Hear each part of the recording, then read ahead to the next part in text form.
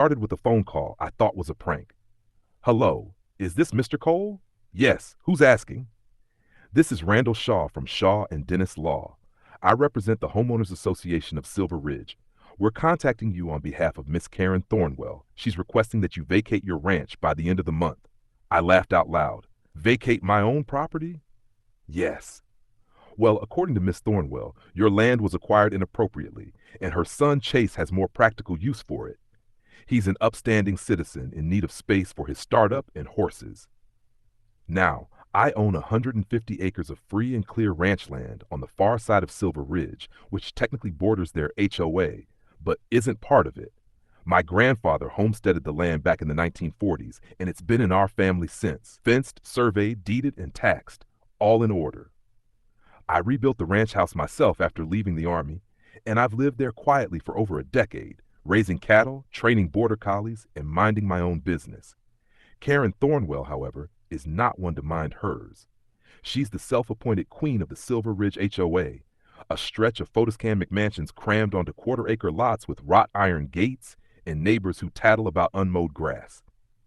Her son Chase apparently fancies himself an equestrian entrepreneur and has been looking for space to expand. And according to her, my ranch was being wasted on someone with no family, no community value, and no ambition. I hung up. 2 days later, a certified letter arrived. Notice of demand to vacate premises within 30 days. It included some flimsy, unenforceable nonsense about communal growth priorities and a laughable attempt to cite eminent domain by an HOA. Not the government, an HOA. So I did what any good rancher would do. I poured a cup of coffee, sat on the porch, and waited. Karen arrived the next morning in a pearl white BMW SUV with Chase riding shotgun in a button-down and shiny boots that had never touched manure. She strutted up the gravel drive in heels and oversized sunglasses, holding a manila folder like it was a sword. You've received our notice, she snapped. We expect cooperation. Chase has already drafted plans for a barn conversion and a home office. I took a long sip of coffee. This land's been in my family since your HOA was dirt and pine cones. You're not getting 1 square inch. Karen scoffed. You clearly don't understand. This is about growth.